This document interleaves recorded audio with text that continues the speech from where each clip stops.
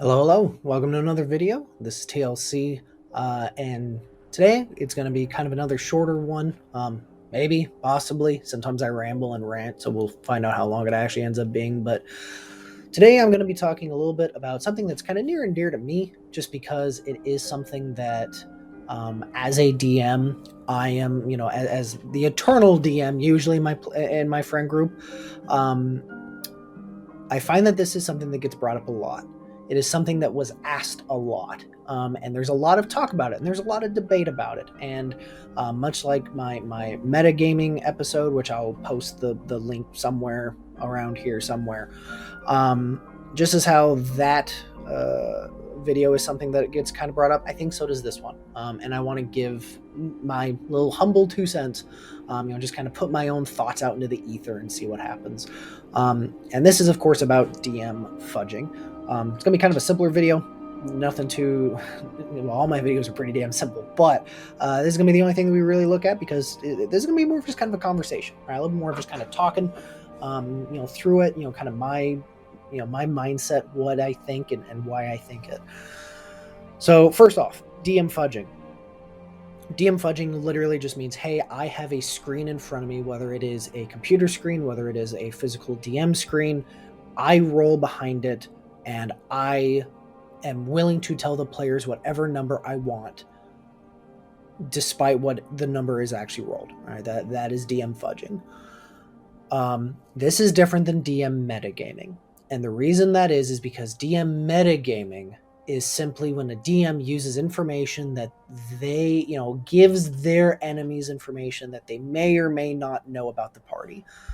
And at the end of the day, even though, DMs, even though it is possible for DMs to be bad metagamers, even though it is possible to say, every guard in this city happens to have a amulet of counterspell on them, so that, no matter what happens, the party will always, this party that is heavily comprised of spellcasters, they'll just never get a spell off ever because every single one of them gets counterspelled. That's bad DM metagaming. But this is different than fudging because fudging rolls in D&D is basically the equivalent of taking away any and all choice of Dungeons and Dragons. And that's a big deal. The reason why it is such a big deal is because this is a game of dice.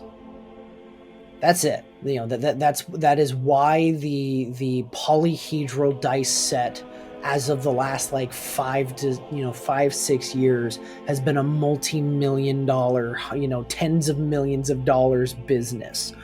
It is a game of dice. We collect dice. We buy $80 sets of dice that look really cool off of Etsy or some shit. So to basically say that, hey, I'm going to, this is a game about dice, it's a game about stats, and I'm going to make you, the players, roll it. And God forbid if I ever catch you lying about what you roll, or I will bring the fucking hammer down on you. But I'm safe behind my DM screen, so I can say whatever the hell I want to say.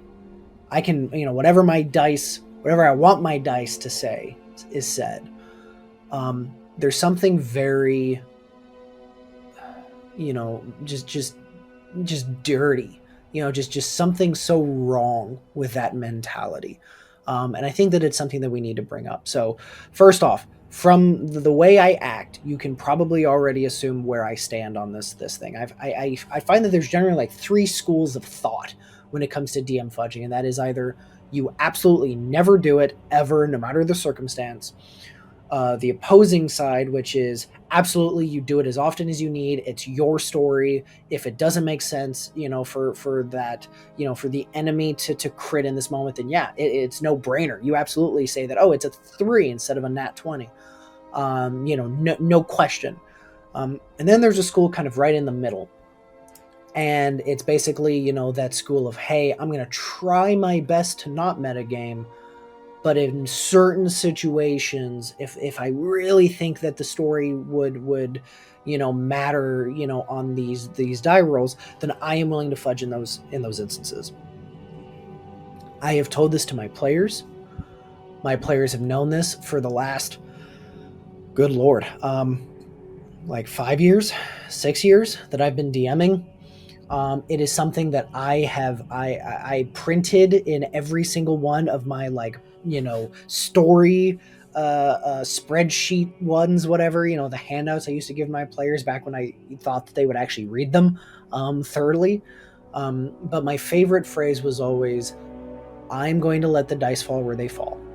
That means that if you end up killing my enemy in one round, you end up killing my enemy in one round. Vice versa, if my enemies kill you, I'm going to let the dice fall where they go. I'm not going to intervene.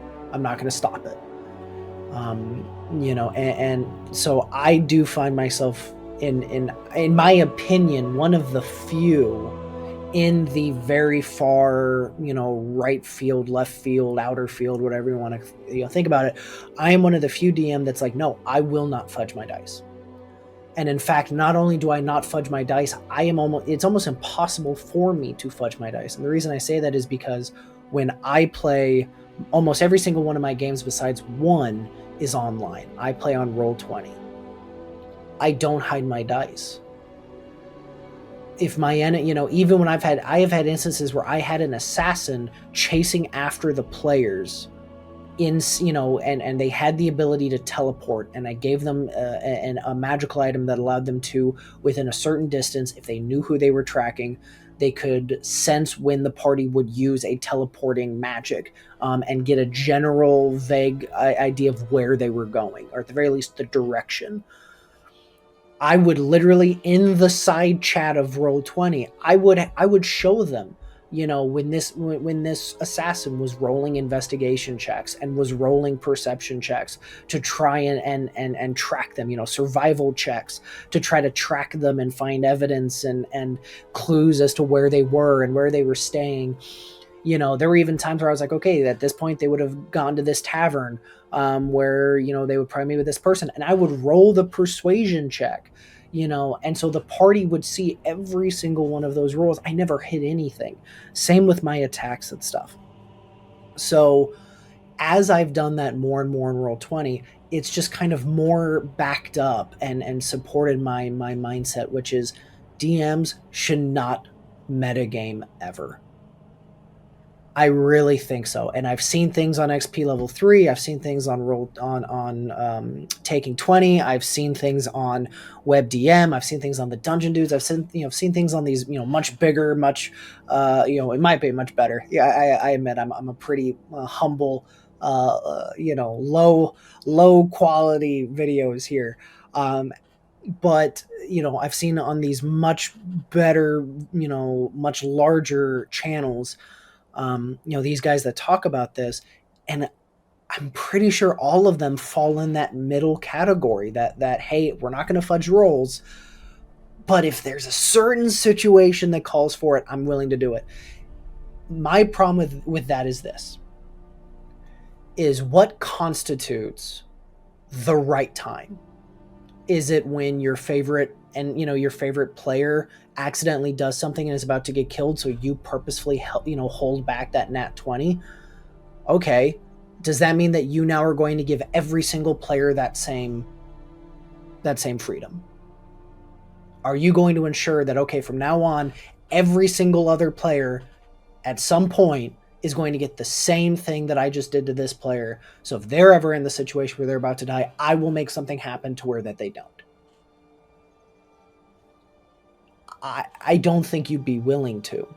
I don't think that's, you chose in that moment to save somebody that I don't think you would have given the same opportunity to somebody else. And if that is your game, I wouldn't want to play it. If that was something that you said in session 0, that, oh yeah, by the way, guys, I'm going to try really hard to be in the no fudging dice unless I really think it would matter. So what you're telling me is that you're going to pick favorites, whether it's a favorite enemy, whether it's a favorite PC, whether it's a favorite NPC, whether it's, whatever it is, you're going to pick and choose. What if I'm not the person who you deem as the favorite? To me, the moment you admit that you're willing to fudge, then that player agency, that idea that my choice should matter, that I should be influencing the world around me, that's out the window. You lose that from me.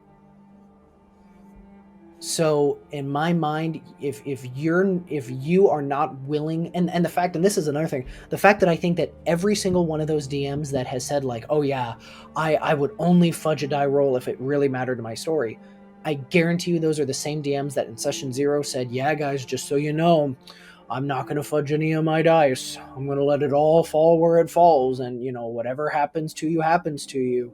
Like, so the fact that even those people who are willing to on a video admit that, yeah, I might fudge a die maybe if it helps out, the fact that even they would lie at the table and say, yeah, I'm not going to fudge dice, I don't fudge dice, the fact that we feel the need to hide it, because we even fucking give it a nickname, right? We call it DM fudging. We don't call it what it is. It's DM cheating. It's the DM cheating. Because at the end of the day, the DM is a player much like any other player. And just as how you wouldn't like it, just as how you wouldn't allow as the DM, if a player rolls a nat 1 on attack and goes, oh shit, I rolled a 1. You know what? And then flips it over to a 20 and goes, oh look, that's better. I like that 20 better. That way I can use my smite and maybe kill this thing now. Just as how that is deemed cheating, there is no difference between your player doing it and you doing it. So I've heard the defense for it. I've heard how people say, oh well, my DM screen, it's only meant to protect the players. I'm protecting them from it. Bitch, if they fucked up enough that they are about to die because you rolled well behind the screen, that's their choice. Did you not give them opportunity to run away? Do they not have the ability to cast things like teleportation magic? Misty Step is a second level spell. You get it at level 3. Word of Recall is a 3rd level spell for clerics. There are so many different teleporting and getting out of jail free cards. Druids have the ability to shapeshift, wild shift.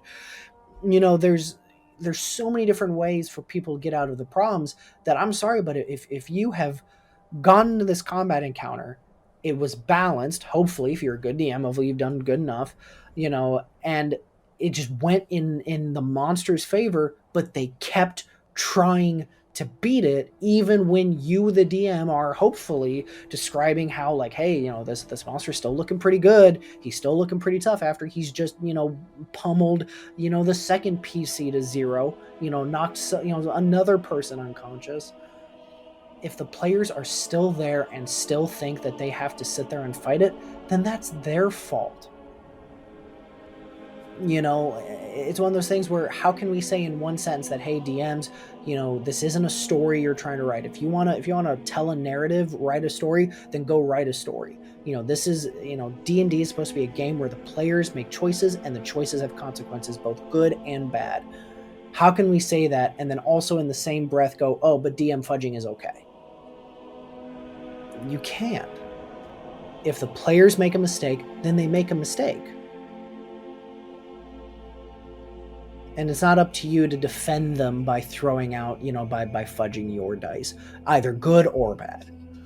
So for me, DM fudging, I think it's all bad. I don't think any DM should be fudging their dice under any circumstance. I understand maybe retconning. I understand hey guys, I made a monster. I misread that this ability actually was meant to do this instead of this. You tell me it was a TPK last time. We can retcon and say that, we're going to take it back to right before you guys entered into that door, and now we're going to do it this way. I would play in a game where that was told to me, where, hey, if I fuck up, all right, if something was so lopsided power-wise that you guys had no choice whatsoever, I would play in that campaign way more than a campaign where the DM openly said, hey, just so you know, if it fits with my story more, I'm going to lie and cheat and fudge. But hey, that's my 2 cents, and it is worth 2 cents. Hope you learned something. Hope that this was something that was maybe a little interesting or to hear. I know it was kind of a hot take for me, but I don't know. I just, to me, if we're going to say a DM is just another one of the players, then we need to treat them like we would any other player. But that's all I got for today. Hope you enjoyed the video, and I will catch you next time.